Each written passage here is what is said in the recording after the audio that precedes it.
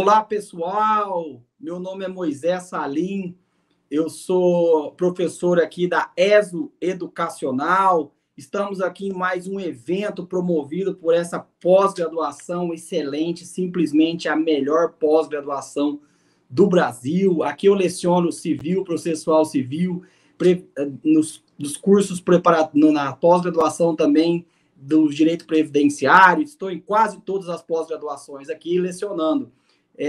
Deixa eu me apresentar. Meu nome é Moisés Salim, como eu já disse. Eu sou aqui de Campo Grande, Mato Grosso do Sul. Eu sou advogado, né? Trabalho muito com direito imobiliário, direito registral, lavraturas, direito empresarial, direito civil, processual civil, consumidor. Sou professor de cursinhos preparatórios para exame de ordem, primeira e segunda fase. Sou professor de pós-graduações também aqui, e outras pós-graduações, né? Mas a minha preferida do coração é essa, a ESO Educacional, a qual eu tenho só dedicação exclusiva a partir de agora, já estou falando já para vocês, tá? Uma novidade, né? Que nem o professor sabia disso. Bom, pessoal, estamos aqui para falar com vocês, né? Sobre um tema importantíssimo de direito civil nesse evento maravilhoso aqui, promovido pela ESO Educacional. Simplesmente as melhores pós-graduação do Brasil, tá? Antes de falar desses temas, eu vou terminar a apresentação. Eu sou vice-presidente da Comissão de Exame de Ordem e também sou vice-presidente da Comissão Acadêmica aqui. Tenho mestrado em DL e tenho pós-graduação em Direito Público e Privado, tá? Fiz aí em São Paulo, a pós-graduação. Bom, aqui nesse evento maravilhoso, promovido pela ESO Educacional, que é um curso de pós-graduação simplesmente o melhor do Brasil, tá? Voltado para a prática jurídica, voltado para a doutrina, jurisprudência, análise de informativos. Aqui eu tenho certeza que com o corpo docente, inclusive eu faço parte desse corpo docente aqui na ESO, né, você vai absorver, você vai aprender a advocacia na prática. Você aqui, como diz, né, os iniciantes, aqui você tem a pegada, você vai aprender a pegada da advocacia, o dia a dia da advocacia, tá? Com muita prática, com muita informativos, muita doutrina, jurisprudência, para você aí saber conciliar isso na sua prática. Bom, beleza? Bom, dito isso, nós vamos agora falar para você de um tema importantíssimo, importantíssimo, que todo civilista não pode deixar passar despercebidos esse tema, tá? Esse tema chama-se constitucionalização do direito civil e recivilização do direito civil. Bom, gente, é um tema muito importante, é um tema muito atual, é um tema que todo civilista, desde o mais velho até o iniciante, deveria ter isso aqui na ponta da língua, tá? Por quê? Porque ela abrange todo ordenamento jurídico, tá? Ela é dimensionada com a Constituição Federal e seus princípios constitucionais. Bom, vamos lá. Então, gravaram o tema do nosso evento, da nossa palestra aqui, né? É constitucionalização do direito civil e a recivilização do direito civil. E eu vou falar bem devagar aqui com vocês, apesar de eu estar tomando uma água com gengibre e limão aqui, né? Que deixa a gente bem acelerado, mas eu vou me segurar aqui para falar bem devagar para você ir anotando e ter na cabeceira da sua cama essas anotações para você ver o quanto vai ser prático e útil para você na sua vida profissional. Beleza? Bom, vem comigo. Gente, vamos lá. A constitucionalização do direito civil. Então, percebam que numa visão tradicional, numa visão clássica, né, o Código Civil, ele é a constituição do direito privado e resolve todas as questões entre particulares. O Código Civil, numa visão tradicional, ele é a constituição do direito privado e resolve todas as questões entre particulares. Percebam que essa visão insular de ilha, o Código Civil sendo uma ilha, né, colocando toda a autonomia privada ali dentro e ela resolvendo, ignorando demais órbita, demais espaço terrestre, né? O Código Civil, numa visão tradicional, ele é a constituição do direito privado e resolve todas as questões entre particulares. Então percebam que na época do Brasil Império, nós não tínhamos um código, mas tínhamos Augusto Teixeira de Freitas, que era o jurisconsulto daquela época, ou seja, ele era primeiro grau, segundo grau, em tribunais superiores, e tinha a intenção, através do convite, de elaborar um Código Civil. Infelizmente, esse baiano muito arretado aí, Augusto Teixeira de Freitas, inclusive tem uma cidade que homenageia ele na Bahia, né, não pôde honrar com esse compromisso devido ao convite de um doutorado em Sorbonne. Essa incumbência de fazer um código partiu do professor Clóvis Bevilacqua, que assim o fez. E entrou em vigência em 1916 e permaneceu até 2012. Ademais, percebam que ele foi recepcionado pela Constituição Federal. Não sei como, mas foi, né? Em 2002, mas em 77 começou a tramitar na Câmara o atual Código de 2002, entra em vigor em 2002 o Código Civil, que permaneceu um ano em vacatio legis, né? E aqui eu vou até falar um plus mais para frente das diretrizes estruturantes desse código para vocês. Então percebam que o Código Civil ele sofreu mutações, né? O Código Civil ele sofreu várias, nem transformações eu posso falar que ele sofreu mutações. Mutações como assim? O Código Civil, muito longe, há muito tempo, deixou de ser a constituição do direito privado, resolvendo as questões dos particulares. Essa é uma visão insular. Basta você olhar para a pirâmide de Hans Kelsen e ver que nós temos uma Constituição Federal no topo e abaixo nós temos as normas infraconstitucionais. E todas essas normas infraconstitucionais devem ser ordenadas quando aplicadas de acordo com a Constituição Federal. Então, quando eu falo de direito civil constitucional, o que eu estou falando para você está lá no artigo 1º do CPC, que é o neoprocessualismo, ou seja, toda legislação infraconstitucional deve ser ordenada, quando aplicada, alinhada à Constituição Federal e os seus princípios constitucionais. Então, aqui, falando de direito civil constitucional, e o que eu estou falando para você, tem lá no processual civil também. Você pode ir lá no seu artigo 1º do Código Processual Civil, que você vai se deparar com o que eu estou falando, que é o neoprocessualismo, que há muito tempo o Código Civil deixou de ser a Constituição do direito privado, resolvendo as questões entre particulares. Ah, professor, mas e a Lei 8.000 e a Lei 13.874 de 2019 da Liberdade Econômica? Calma que a gente vai chegar lá, tá bom? Sei que você está ansioso, mas calma que a gente vai chegar lá. Então percebam que há muito tempo o Código Civil deixou de ser a Constituição do direito privado, resolvendo as questões entre os particulares. Bom, com o advento da Constituição Federal, o Código Civil de 1916 foi recepcionado, portanto, ele foi alinhado à Constituição Federal. Surge, então, um doutrinador argentino chamado Ricardo Lorenzetti, não tem nada a ver com chuveiro, não vende chuveiro, ele é doutrinador argentino, hermano aqui, né, nosso vizinho, tá? Que apresenta para o mundo a constitucionalização do direito civil. Apresentou para o mundo a constitucionalização do direito civil. E essa constitucionalização do direito civil, ela é muito clara e muito fácil de ser interpretada a partir de uma metáfora do sistema solar com o sistema jurídico feito pelo professor Ricardo Lorenzetti, esse jurista argentino, que nos apresentou o direito civil constitucional para todo mundo. Então percebam que nessa metáfora do professor Ricardo Lorenzetti,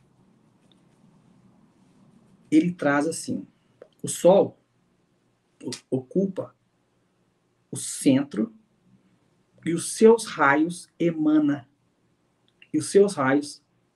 emanados atingem todos os planetas. A prova disso é o dia, né? Quando você acorda e amanhece o dia, você já vê a luz solar. Então, o Sol gravita entre os planetas e os seus raios atingem todos os planetas.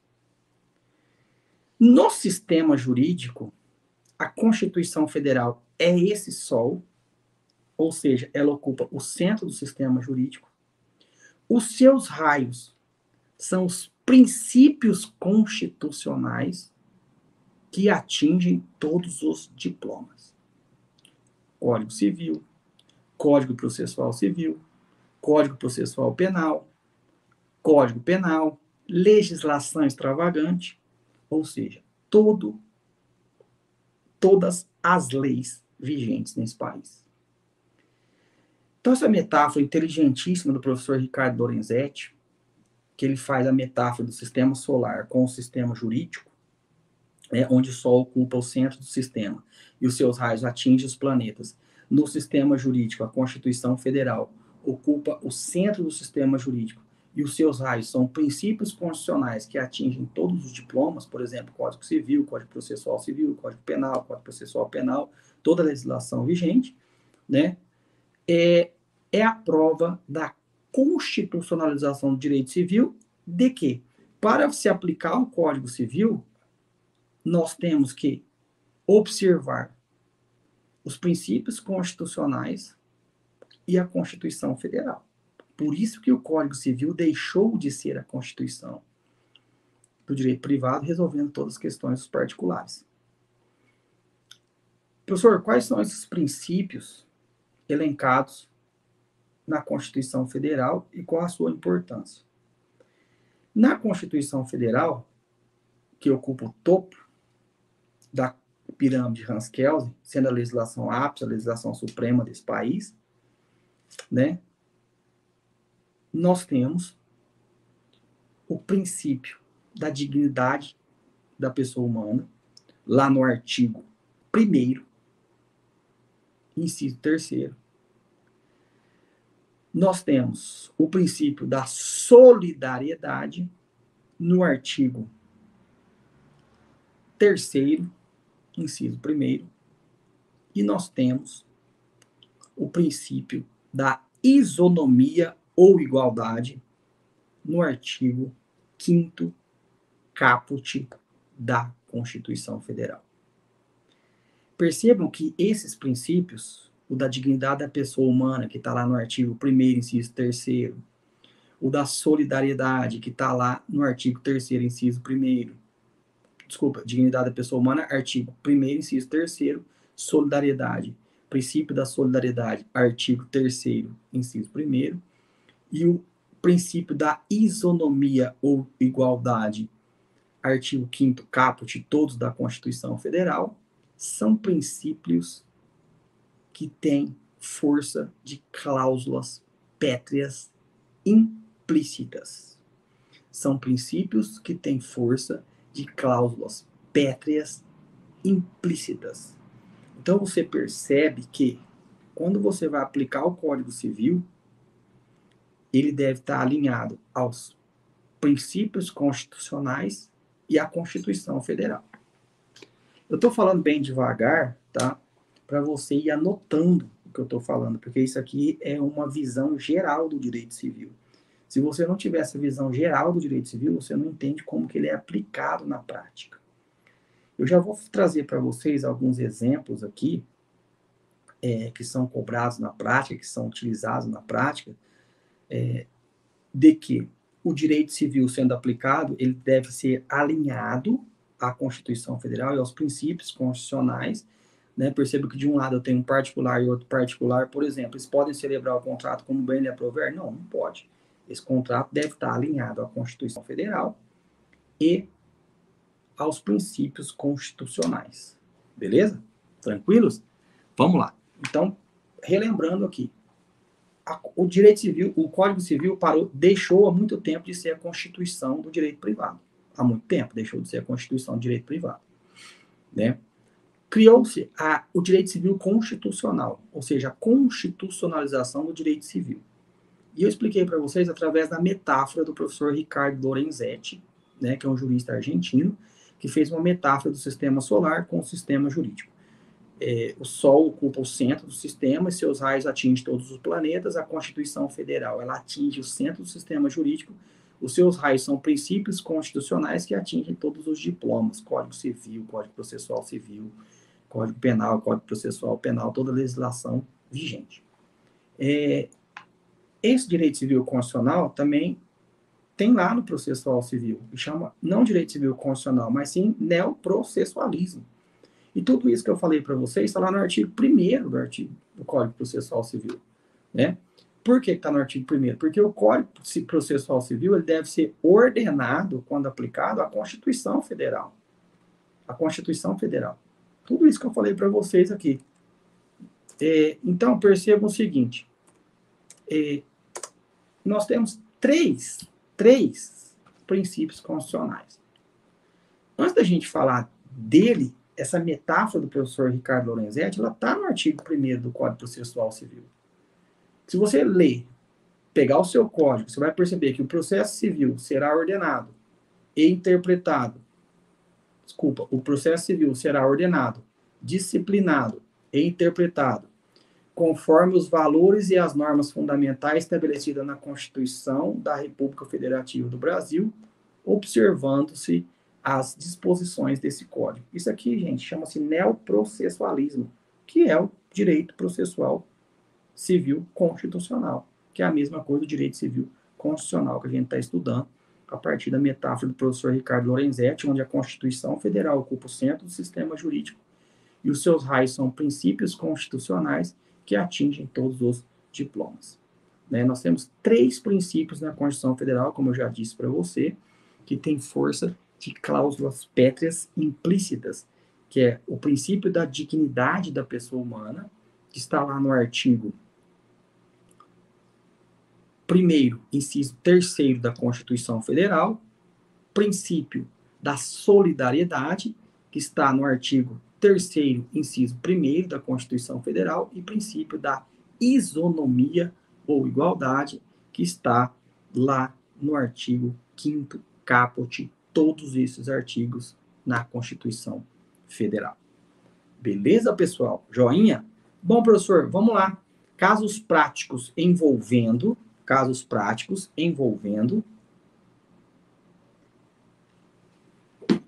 a inviabilidade da aplicação de um particular com outro particular quando desrespeitam a Constituição Federal e os princípios constitucionais. Bom, vem comigo. Suponhamos que nós temos um particular, dono de uma empresa, contratando uma CEO mulher, certo? Para gerir aquele negócio dele, para ser a CEO da empresa dele, certo?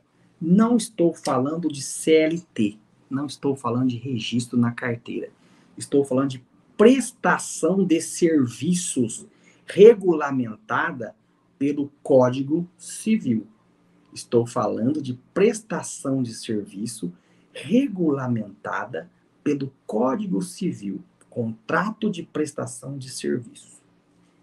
Bom, vamos lá. Nesse contrato de prestação de serviço, onde essa mulher está sendo contratada para ser uma CEO dessa empresa, nós nos deparamos com uma cláusula proibindo-a de engravidar durante o período que ela estiver prestando serviços nesta empresa. Então, lembrando aqui, vem comigo. Particular versus particular, prestação de serviços, uma CEO, certo? Prestando serviço para uma empresa que se depara com uma cláusula nesse contrato de prestação de serviço, proibindo-a de engravidar durante o período que ela estaria prestando serviços nesta empresa. Gente, pergunto para vocês. Nesse caso, a autonomia privada deve prevalecer? Nesse caso, houve violação expressa da Constituição Federal e de algum princípio constitucional? Olá, querido aluno, querido aluna da ESO Cursos. Eu sou o professor Tiago Menegaldo, advogado especialista em Direito Material e Processual do Trabalho e tenho a honra de compor o corpo docente dessa renomada instituição, que sempre nos confia as emendas e nos cobra, é isso mesmo, nos cobra para que nós possamos trazer para a sala de aula a prática da advocacia. Sou profissional de RH, já atuei em RH por mais de 13 anos, também sou diplomado em segurança do trabalho, o que me permite falar com uma certa propriedade questões de normas regulamentadoras, meio ambiente do trabalho, acidente do trabalho. Você não vai se arrepender de estudar com a gente. Vem para cá que o curso é de excelência. Um forte abraço do professor. Até mais.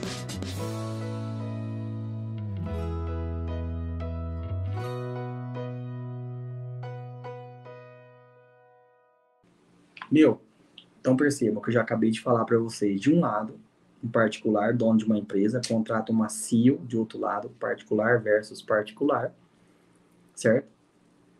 Particular versus particular. Ela vai prestar serviço de CEO durante um período, né? CEO durante um período. E quando ela assina o contrato, ela expressa: olha, agora que eu vou ficar aqui como CEO nessa empresa, trabalhando durante 10 anos, ganhando tanto, um fixo bom, eu vou engravidar. O dono da empresa fala: negativo, minha filha. Você tem uma cláusula, a cláusula tal do nosso contrato proíbe você de engravidar enquanto você estiver prestando serviço para mim aqui na empresa. Pergunto para vocês: a imposição dessa cláusula partindo de uma autonomia privada, onde duas pessoas concordaram, ou duas pessoas assinaram, ela é válida? Ela é válida? Ela é nula, anulável ou inexistente? É inexistente, já descarta, né? Percebam, gente, que a imposição dessa cláusula proibindo essa CEO de engravidar, ela viola a dignidade da pessoa humana, que é um princípio que tem força de norma, que é um princípio que tem força de cláusula pétrea implícita, previsto na Constituição Federal, no artigo 1º, inciso 3º. José Joaquim Canotilho, conhecido como JJ Canotilho, né, espalhou esse exemplo aí para o mundo inteiro. O mundo inteiro. Simplesmente ele é o melhor constitucionalista de referência mundial, Canotilho. Para Canotilho, a imposição dessa empresa a essa CEO, proibindo-a de engravidar, viola a sua dignidade. Viola a sua dignidade. Portanto, essa cláusula deve ser nula, e a nulidade está lá no artigo 166 e seus incisos do Código Civil, de pleno direito. Nulidade não se cria, está na lei. Cabendo ainda a essa CEO pedir uma indenização por danos morais com fundamento no artigo 187 do Código Civil, que trata do abuso de direito, podendo ela pedir dano moral por abuso de direito. Viu só, pessoal? Vamos falar, né? Da nossa grana, e advogado precisa da grana, né? Dos honorários, né? Então, você não vai só tornar nula aquela cláusula. Você também vai pedir indenização por abuso de direito por tal imposição dessa cláusula, vinda do dono da empresa. Ele não pode, de maneira alguma, impedir uma pessoa de engravidar, né? Só a mulher dele, olha lá. Entendeu? Então, percebam que, além dessa cláusula ser nula, configura dano moral por abuso de direito, com fundamento no artigo 187 do Código Civil Brasileiro. Bom, pessoal, tá aí um exemplo para vocês, entendeu? Sobre o direito civil constitucional e a sua aplicabilidade. Com esse exemplo, eu mostrei para você de que o Código Civil deixou de ser a Constituição do direito privado, porque quando ele não está alinhado à Constituição Federal e aos princípios constitucionais, essas cláusulas, por exemplo, aí são nulas de pleno direito, tá? Com previsão lá no artigo 166 e seus incisos do Código Civil. Beleza, pessoal? Viu só o caso prático aí? Que maravilha, que coisa boa, né? Coisa boa, né? Beleza, tranquilos, que bom que vocês estão gostando. Sejam muito bem-vindos aqui na ESO Educacional. Visite o nosso site, né? Dá uma pesquisada lá que você, no corpo docente, que você vai ver o professor mais bonito, que é esse que vos fala, que integra esse corpo docente pujante, corpo docente dedicado, comprometido, tá? Principalmente para te mostrar como funciona na prática a advocacia imobiliária. Consulte o nosso site, dá uma olhada lá nas nossas pós-graduações previdenciárias, imobiliárias, processual civil, tá? Aproveita e dá uma olhada na galeria lá que você vai ver o professor mais bonito que participa desse evento aqui, promovido pela ESA Educacional, né, que também compõe o corpo docente da ESO, que é esse professor lindo que vos fala, né? Parabéns, que autoestima, hein, meu amigo? Que bom, né? Vamos tomar uma água e vamos continuar aqui falando da constitucionalização do direito civil. Bom, pessoal, vem comigo. Solidariedade. Solidariedade. Previsto no Código Civil, previsto na Constituição Federal, tô com o Código Civil na cabeça, artigo 3º, inciso 1º. Bom, o que é solidariedade? Solidariedade é um gênero que tem várias espécies. Solidariedade é um gênero que tem várias espécies, né? Então, perceba o seguinte, a solidariedade, ela tem um caminho a ser percorrido e ela está lá no artigo 227 da Constituição Federal. Digo, a solidariedade tem um caminho a ser percorrido e ela tem previsão na Constituição Federal, lá no artigo 227. Queridos, olha para mim. Por exemplo, se uma pessoa precisa de um medicamento caro, medicamento que ela não tem como comprar. Se ela comprar, vai comprometer seriamente a subsistência. Não vai comer, não vai vestir, não tem direito para gasolina. O que ganha vai tudo para aquele medicamento. Pessoal, nesse caso, muitos advogados, de forma errônea, buscam de uma forma direta a tutela do município, a tutela do Estado, a tutela da União, de uma forma equivocada. E aqui vai uma dica para vocês, mostrar para o juiz que você exauriu todo o caminho da solidariedade, que você percorreu por todo o caminho da solidariedade, que você exauriu a solidariedade prevista na Constituição Federal, que determina que a solidariedade parte da família, então a família toda se juntar a ela inteira, não tem como comprar aquele medicamento, certo? Você vai provar para o juiz. Segundo, da sociedade. Olha, juiz, também é inviável pedir auxílio da sociedade, porque não tem como fazer um churrasco, fazer uma feijoada, fazer um bobó, fazer um almoço dançante, fazer qualquer evento, sendo que esse evento, né, não é certeza que vai gerar lucro para comprar o medicamento. Ao invés de gerar lucro, ao invés de gerar dinheiro para comprar esse medicamento, esse evento pode trazer prejuízos, né? Dependendo da circunstância, do tempo que a gente está vivendo, tá? Condições climáticas, pandemia, tudo mais que a gente está vivendo aí. Então, exaurido as condições familiares e exaurido as condições da sociedade em contribuir para a compra daquele medicamento, não resta outra alternativa a não ser pedir para o município, para o Estado ou para a União aquele medicamento caro, que se a pessoa que necessita tiver que comprar, vai comprometer seriamente a sua subsistência. Ela vai simplesmente gastar todo o seu dinheiro com aquele medicamento, ficando sem vestuário, sem alimentação, sem transporte e demais necessidades que nós precisamos. Beleza? Tranquilos? Então, nesse caso aqui, você já mostrou para o juiz, né, que você percorreu todo o caminho da solidariedade prevista na Constituição Federal, que você exauriu esse caminho, que não restou outra alternativa a não ser pedir tutela dos entes federados, ou do Estado, município ou União.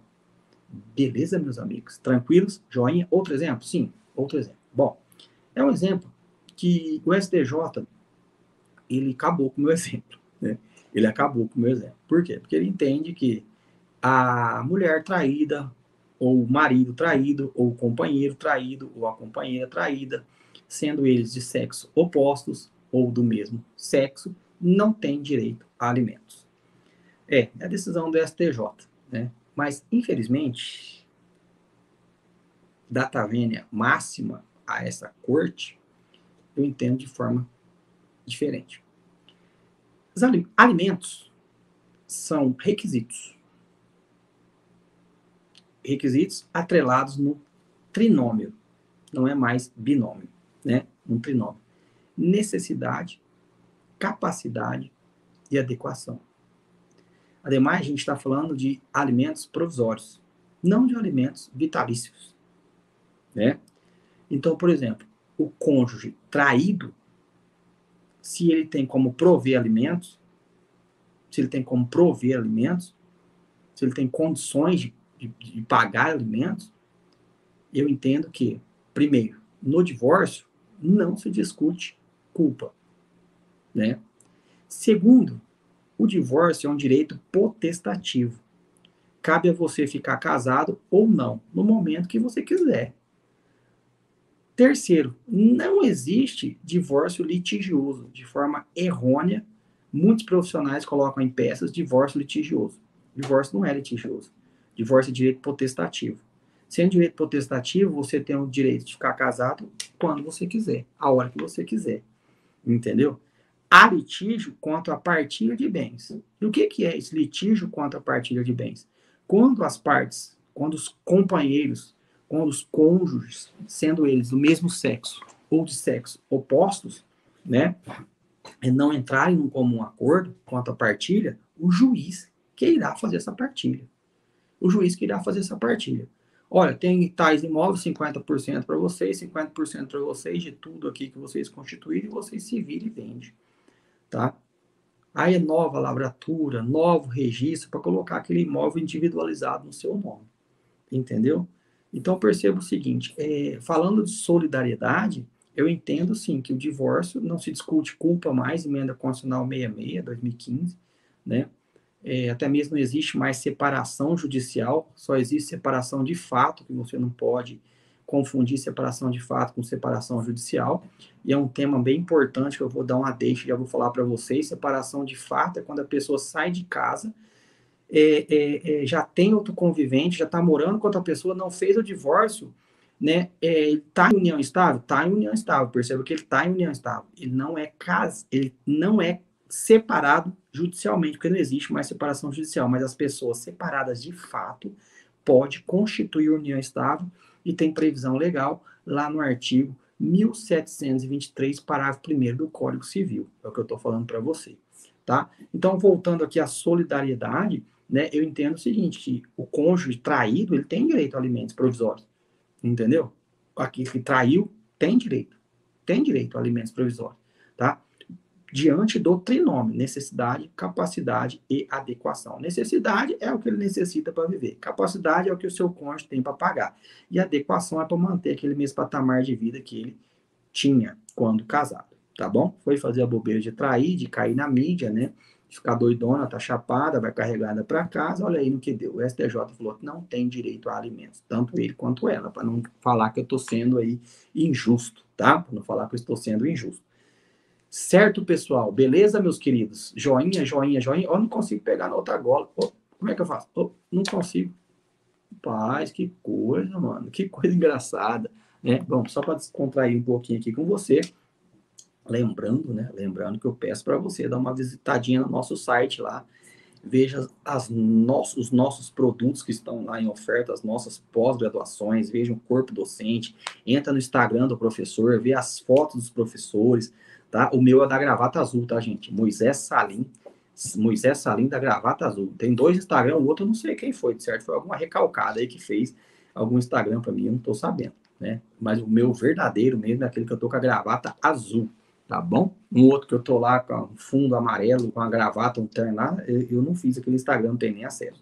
Beleza, pessoal? Tranquilos? Joinha, me sigam lá. Vamos bater um papo, vamos conversar. Qualquer dúvida que você tiver, estou sempre à disposição, tá? E peço que vocês, mais uma vez, visitem nosso site da ESO Educacional aí e vejam nossos pós-graduações, as nossas opções que nós temos. Bom, voltando aqui para o nosso evento, né? Esse evento maravilhoso promovido pela ESO Educacional, falando aí de constitucionalização do direito civil, tá? Já falei com vocês aí que há muito tempo o direito civil deixou de ser a constituição do direito privado, né? Com o advento da Constituição de 88 surge a constitucionalização do direito civil e um jurista argentino nos apresentou a constitucionalização do direito civil, também conhecido como direito civil constitucional, né? Isso aí foi uma tendência, tanto é que depois veio o CPC criando o neoprocessualismo, né? Nada mais é do que um bolor velharento requentado, que todo mundo sabe que essas legislações, quando aplicadas, devem ser alinhadas à Constituição Federal e aos princípios constitucionais, por isso que eu falo que isso é um bolor velharento requentado, né? Que a gente fala muito de direito civil constitucional e constitucionalização do direito civil, neoprocessualismo, tá? Nada mais é do que todas as legislações devem ser atualizadas, devem ser aplicadas de acordo com o Código Civil e a Constituição Federal. Isso é indiscutível, gente, é indiscutível isso aí. Tá bom, gente? Tranquilos? Bom, fiz para você essa metáfora, né? O professor Ricardo Lorenzetti fez uma metáfora do sistema solar com o sistema jurídico, assim como o Sol ocupa o centro do sistema e seus raios atingem todos os planetas, a Constituição Federal ocupa o centro do sistema jurídico e seus raios são os princípios constitucionais que atingem todos os diplomas, que atingem todos os códigos, Código Civil, legislação extravagante, Código Penal, Código Processual Civil, né? E eu falei para vocês que lá no próprio artigo 1º do CPC, nós temos lá que o processo civil será ordenado, disciplinado e interpretado conforme os valores e as normas fundamentais estabelecidas na Constituição da República Federativa do Brasil, observando-se as disposições desse Código de Processual Civil, que é o de 2015, que é o nosso Código Processual Civil vigente. Bom? Tranquilos? Joinha? Vamos tomar uma água aqui? Ah, tem? Não esqueci, não. Tem mais um princípio para falar, que é o da isonomia e igualdade. O da isonomia ou igualdade. Vamos lá, pessoal? Tranquilos? Joinha? Tá tranquilo? Tá favorável? Tá tranquilo? Tá favorável? Tá tudo beleza? Tá tudo jóia? Vamos lá, então. Gente, isonomia ou igualdade? Isonomia ou igualdade? Lá no artigo 5º, caput, da Constituição Federal, nós temos o princípio da isonomia ou igualdade. O princípio da isonomia ou igualdade. Pessoal, percebam que isonomia e igualdade é que todos são iguais perante a lei, sem nenhuma distinção. Sem nenhuma distinção. Então, de logo, vocês já perceberam que nós temos uma isonomia gênero, uma igualdade gênero, da qual nós podemos extrair várias espécies. Várias espécies de isonomia ou igualdade.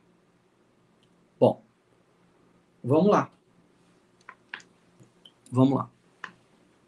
Pessoal, primeiro, lá no artigo 226 da Constituição Federal, é reconhecido como entidade familiar o casamento, a união estável e a família monoparental. Certo? Esse rol, ele é exemplificativo. E sendo exemplificativo, ele admite demais manifestações familiares. Então percebam que na doutrina e na jurisprudência nós temos outras manifestações familiares. Então, se a lei permite o casamento de pessoas de sexos opostos, a lei também tem que permitir o casamento de pessoas do mesmo sexo. E está lá na jurisprudência. Informativo do STF. Que trata de uma forma isonômica. Casais de sexos opostos e casais do mesmo sexo. Saudações, caros alunos do ESU Educacional. Eu sou a professora Ana Júlia Caché.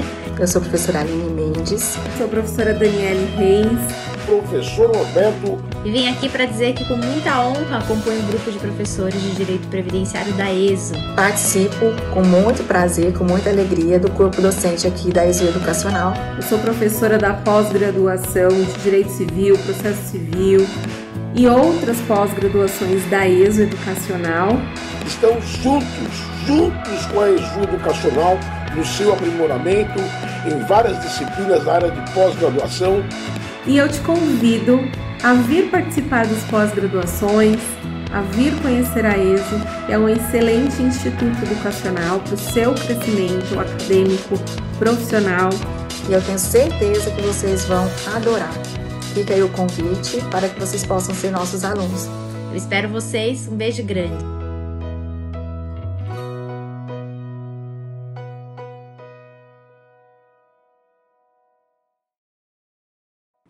Então, se a lei permite o casamento de pessoas de sexo opostos, do homem e da mulher, a lei também tem que permitir, e veio através da jurisprudência, o casamento de pessoas do mesmo sexo. O casamento de pessoas do mesmo sexo. Né? Então, se a lei permite novas entidades familiares, no texto ápice, cujo rol ele é exemplificativo, a doutrina da jurisprudência também traz outros, vários entidades familiares. Família poliafetiva, anaparental, monoparental, várias outras.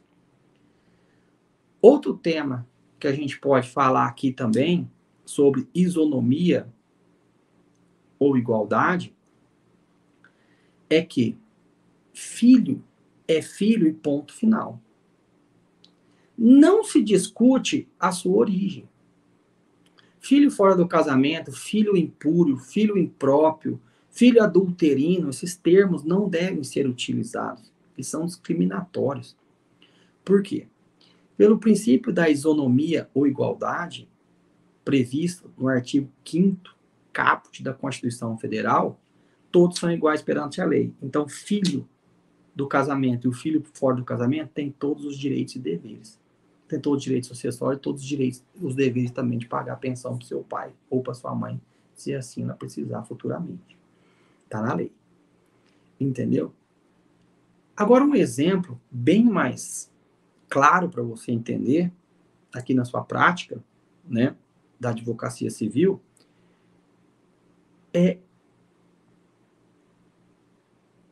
a inconstitucionalidade do artigo 1790 do Código Civil. Percebam que o artigo 1790 do Código Civil, ele trata da sucessão da companheira. Salvo engano, 1628 ou 1629, ele trata da sucessão do cônjuge. Mas, professor, por que foi declarado inconstitucional o artigo 1790 do Código Civil?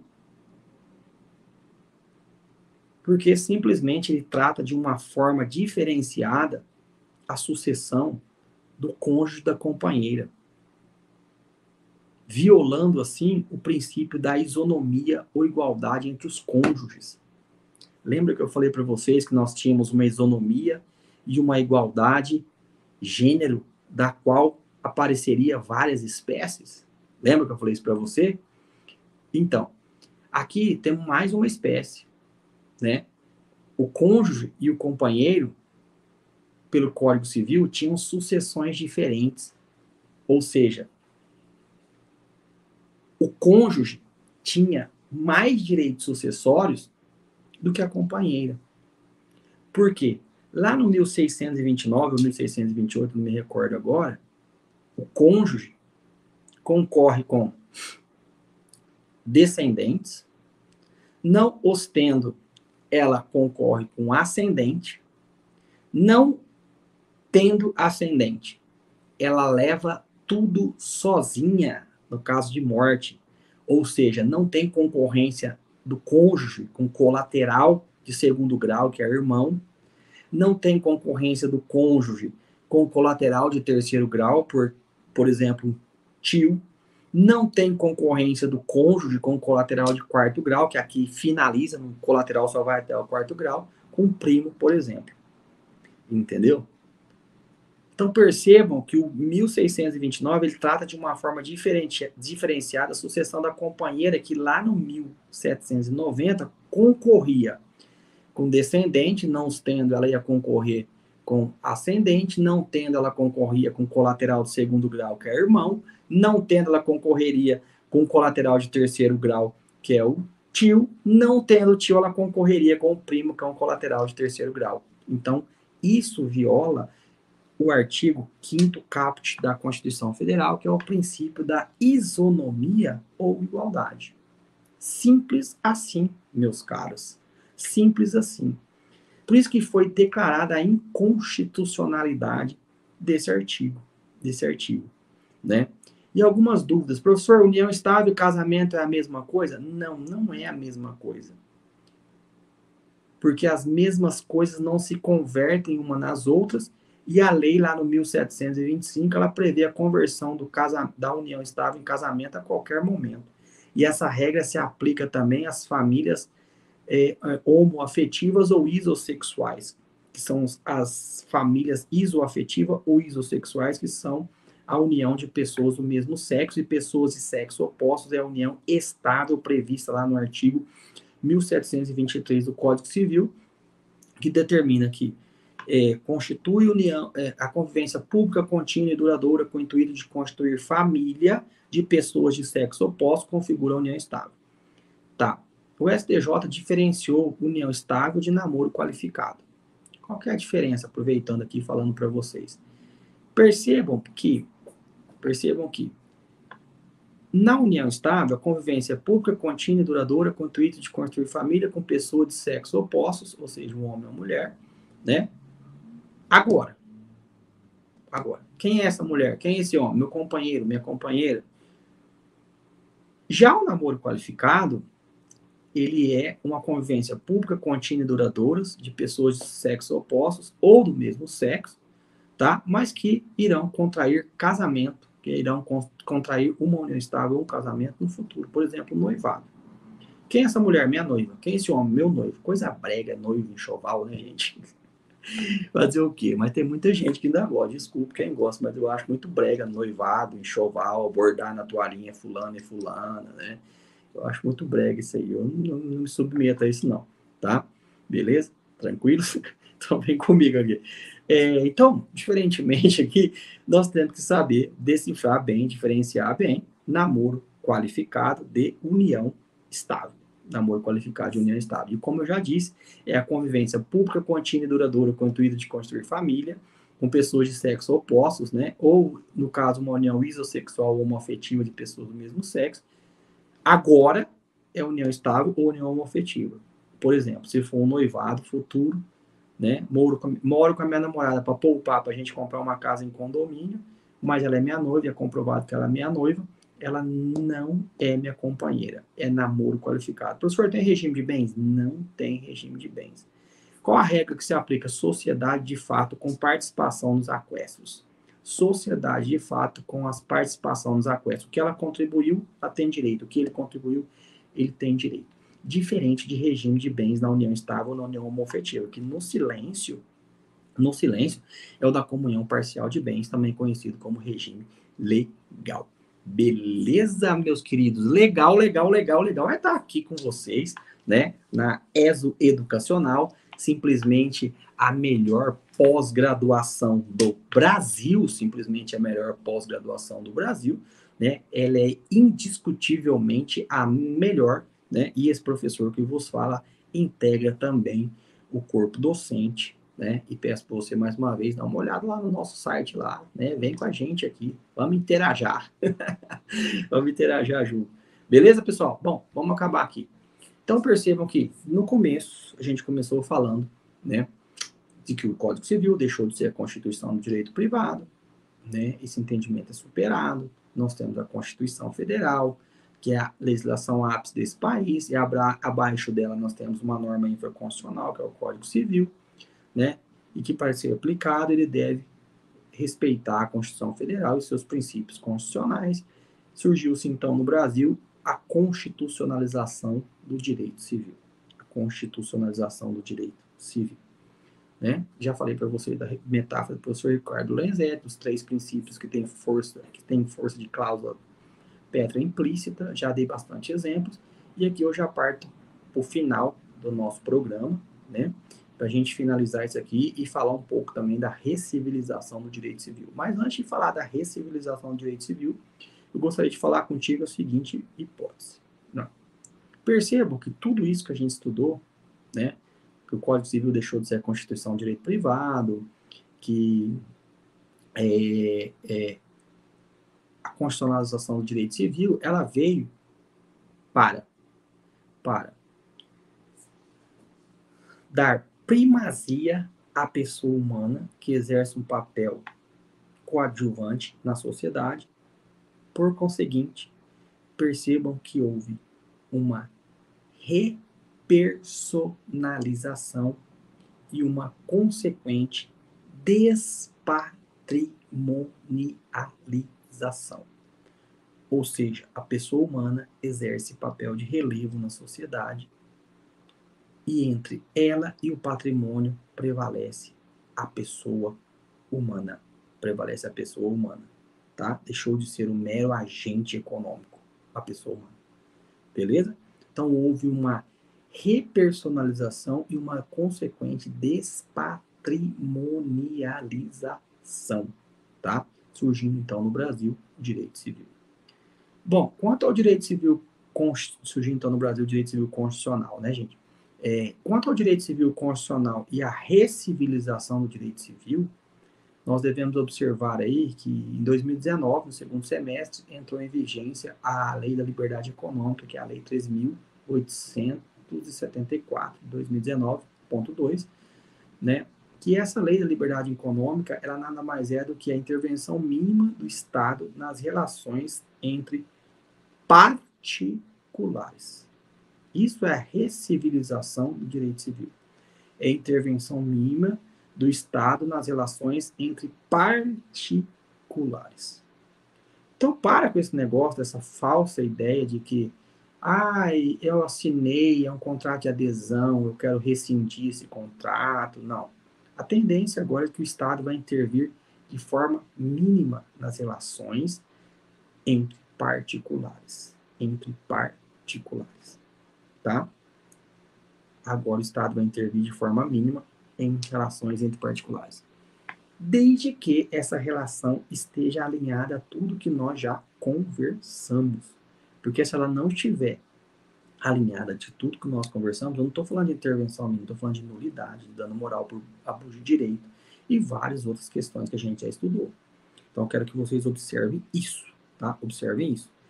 Por exemplo, você perceba, a regra é que todo contrato ele seja verbal.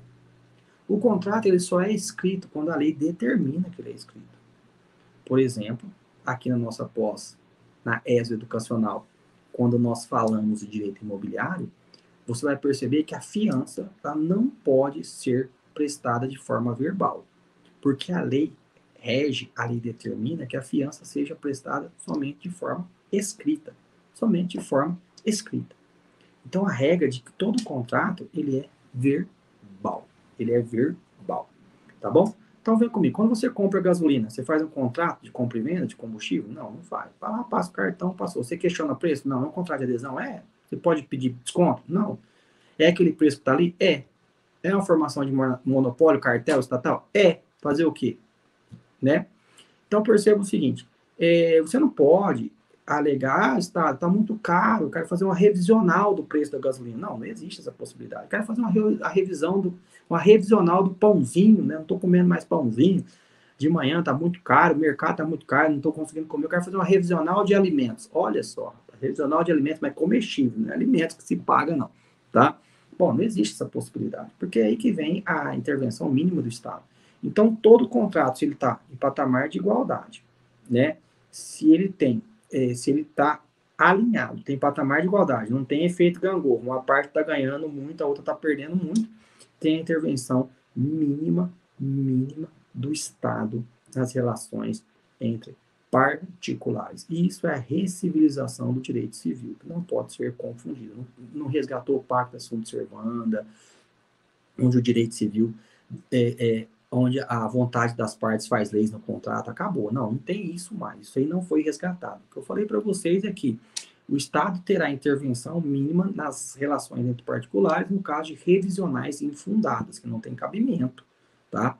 Não tem cabimento. Então, está tudo alinhado, está tudo certo. Não tem uma parte obtendo muito ganho e a outra não obtendo muito perda, entendeu?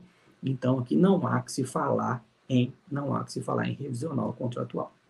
Beleza, pessoal? Tranquilos? Bom, vamos tomar uma aguinha aqui, né? Vamos tomar uma aguinha aqui, né? E mais uma vez aí, falar da nossa pós-graduação, desse evento maravilhoso, promovido pela ESO Educacional, né? Visite nosso site lá, consulte nosso corpo docente, nossas pós-graduações lá, e em brevemente espero vocês aqui no nosso curso aqui, interagindo com a gente, né? Nos adicione nas redes sociais, todos os professores são acessíveis, né? Todos os professores são advogados, experientes, e aqui nós passamos para vocês cursos práticos, como que você vai aplicar esse direito, como você vai aplicar a jurisprudência, informativos, a lei no caso concreto. A gente vai abrir a sua cabeça aqui para que você se torne mais ainda um jurista de escola, um profissional de ponta aí no mercado de trabalho. Beleza, pessoal? Tranquilos? Então, com isso aqui, finalizando aqui o direito civil constitucional e a recivilização do direito civil, eu me despeço de vocês, espero encontrá-los em breve em uma de nossas pós-graduações, tá? Da ESO Educacional. Prazer enorme estar aqui com vocês, tá? Agradeço muito a presença, um abraço a todos, estaremos juntos em breve, se assim Deus nos permitir. Até breve, pessoal. Até mais. Olá pessoal, tudo bem? Sou o professor Júlio César Sanches, advogado, professor, coordenador, escritor, e com muito carinho estou aqui para convidar você. Professor Júlio, eu quero fazer a melhor pós-graduação online, EAD, prática, focada na prática. Eu quero aprender a advogar, eu quero aprender a fazer passo a passo. Existe essa oportunidade? Existe sim. Venha aprender a advogar em um ramo novo. Você que já atua em um ramo, você quer criar um braço no seu escritório, venha conhecer as nossas pós-graduações. A metodologia é única, é a única pós no Brasil que você tem plantão de dúvida, material de apoio, modelo de peça. Não é aquela pós online fria, não, pelo contrário, uma pós diferente que vai fazer a diferença na sua vida. Você quer ter sucesso profissional, você quer ajudar de verdade o seu cliente, venha conhecer as nossas pós-graduação. ISO significa Escola Superior Universitária. Essa é a nossa faculdade que vai ajudar você. Um abraço.